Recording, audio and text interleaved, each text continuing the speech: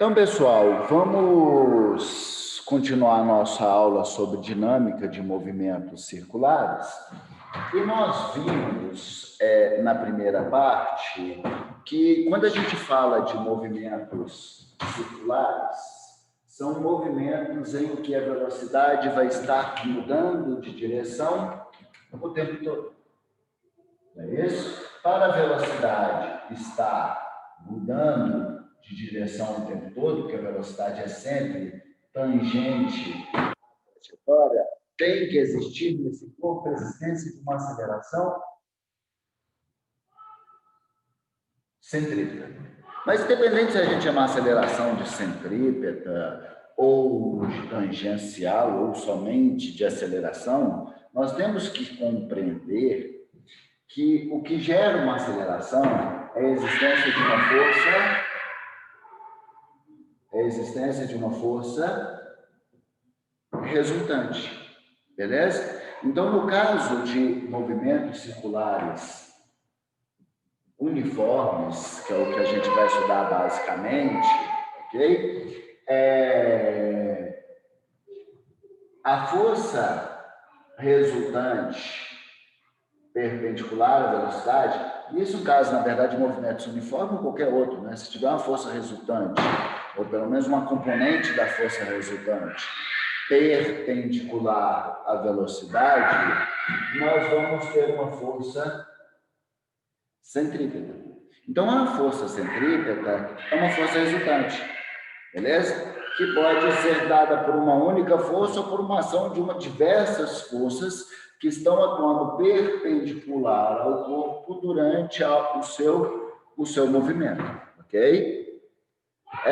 Então, nesta óptica, tudo quanto é movimento que a gente for analisar na natureza, que estiver acontecendo de forma curvilínea, a gente tem que enxergar que ali existe uma força resultante, não é uma condição inercial. Então, se eu falar assim, uma afirmativa sobre análise de dinâmica, né? O movimento uniforme é um movimento inercial? Não. O movimento uniforme pode ser retilíneo, não necessariamente, né? Porque pode ser retilíneo, uniforme, ou curvilíneo, uniforme, circular, né? Mesma coisa. Se for retilíneo uniforme, sim, é inercial, mas se for curvilíneo, jamais vai ser inercial, porque terá essa força resultante. Então, pensando nas situações do dia a dia, eu vou pensar primeiro nas situações em que esteja atuando nesse corpo somente forças de campo. Por exemplo, imagine uma situação que eu tenho um planeta, ok? E em torno desse planeta gira um satélite, o planeta Terra, e em torno dele tem um satélite, beleza? Este satélite é um satélite artificial que está fazendo uma órbita circular perfeita. Só um segundinho, gente, eu vou ter que dar um pause, 2 segundos, ver que o trem gerou caos aqui. Então, pessoal, voltando aqui com minha guria no colo, continuando a nossa discussão sobre dinâmica de movimento circular, vamos pensar em situação que só tem força de campo atuando no corpo e que ele esteja fazendo um movimento curvilíneo. Tem situações, por exemplo, que a gente está analisando objetos orbitando em torno de outros corpos celestes. Sempre quando tiver essa situação de objetos orbitando em torno de outro corpo celeste, normalmente nós estamos analisando o quê? A atuação da força gravitacional atuando sobre esse corpo. Se eu pensar num satélite em órbita em torno da Terra, ele não está em contato com nada. Se não está em contato com nada, a única força que pode estar atuando é uma força de campo. E neste caso aqui, a força de campo que vai estar atuando é uma força gravitacional. Não tem campo elétrico, não tem campo gravitacional a sendo analisado aqui. A discussão é sobre campo magnético, desculpa. Então, a única força que tem é a força gravitacional, que acontece da interação entre dois centros gravitacionais, o centro gravitacional da Terra e daquele satélite. E como que essa força gravitacional atua? Sempre em direção ao centro gravitacional do outro corpo, ok? Então, a força gravitacional aqui no corpo, ela sempre vai estar em direção ao centro dessa rota, desse círculo, dessa trajetória circular, que é onde que vai estar o planeta. Não é isso? E aí, o que eu posso afirmar?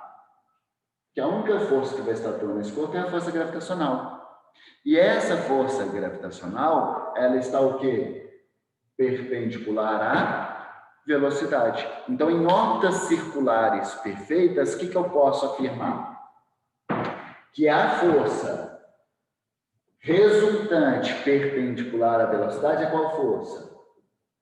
A força gravitacional. E ela que vai estar atuando como força centrípeta. Então, se na questão estiver perguntando sobre a força centrípeta nesse caso, você pode entender muito bem que a força centrípeta, ele está perguntando da força resultante perpendicular à velocidade, e que também pode estar perguntando sobre a força o quê? Gravitacional.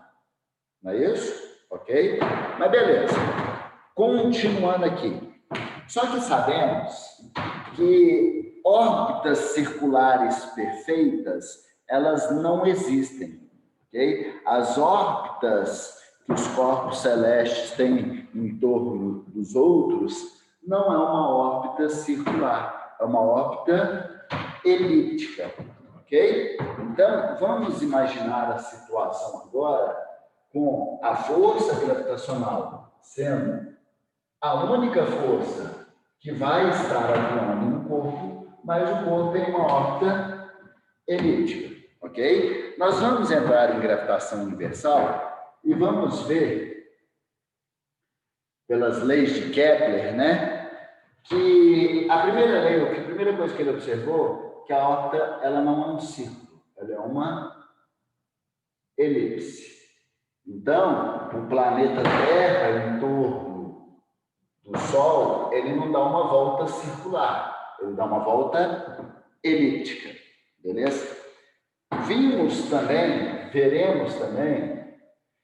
que o Sol, ou aquele corpo celeste central, ele não vai estar no centro da elipse, tá? Ele vai estar deslocado para mais próximo de um dos focos dessa elipse. E aí, esse foco que vai estar mais próximo do Sol, nós chamamos de perigélico. Ok? O mais distante, quando a Terra se encontra no ponto mais distante do Sol, nós chamamos de afério. Legal? Então, vai ter momentos... Pesado, amiguinha. Vai ter momentos que o planeta Terra vai estar afastando do Sol, e vai ter momentos que o planeta Terra vai estar aproximando do Sol. Esse aqui, meu amor, esse é o Sol. Viu?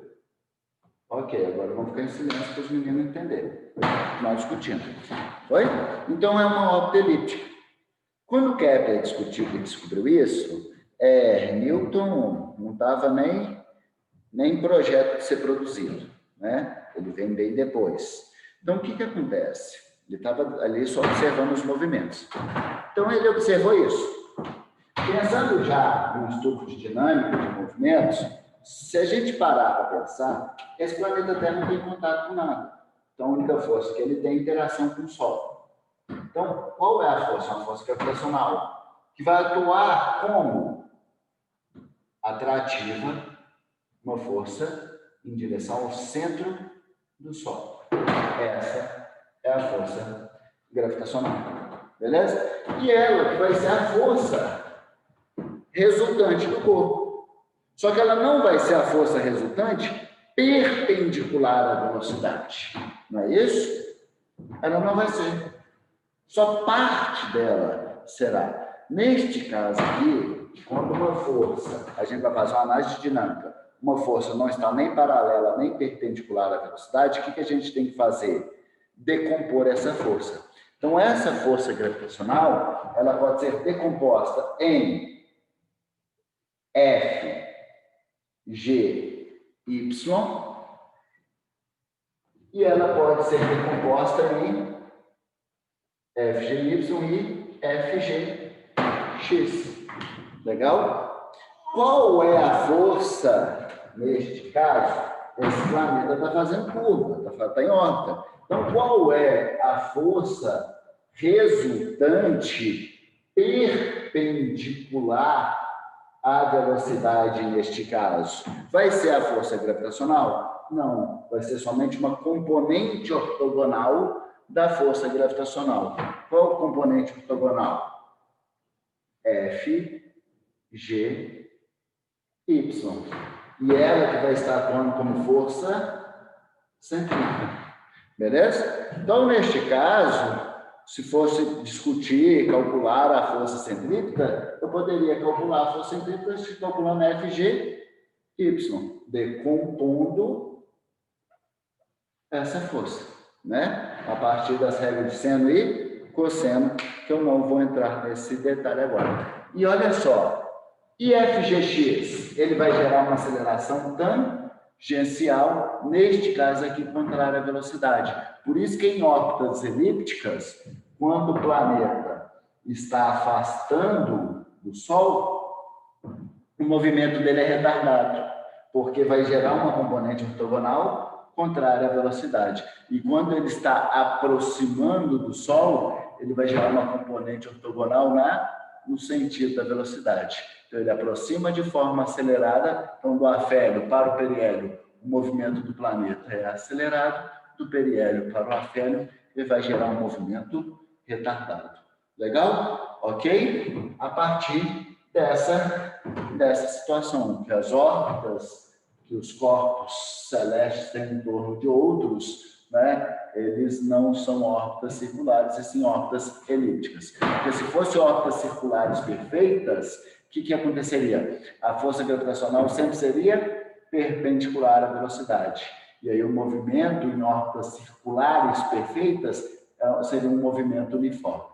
Legal? O que eu posso concluir? Então, que os planetas não giram em torno do Sol em movimentos uniformes, e sim movimentos variáveis, porque a órbita dele é elíptica, e aí, consequentemente, o fato da órbita ser elíptica faz com que parte da força gravitacional atue gerando acelerações tangenciais. Legal? Ficou claro? Legal, massa! Então, essa foi uma situação que eu passei para vocês, analisando força de campo, a força gravitacional. Próxima aula, da 9h30 aqui gravado, na próxima aula nós vamos fazer as demais análises que a gente precisa aí para compreender dinâmica de movimentos circulares, e aí a gente mata esse capítulo amanhã mesmo. Foi? Viu como é que está rendendo já bem mais esses capítulos? Detalhe, eu só não finalizei esse capítulo de hoje porque eu revisei um pouquinho de conceitos básicos de leis de Newton e já falei uma pancada de coisa para vocês aqui agora, ó, de gravitação universal. Nós já estamos adiantando os capítulos lá para frente, tá? Então, beleza, galera. No mais, até amanhã.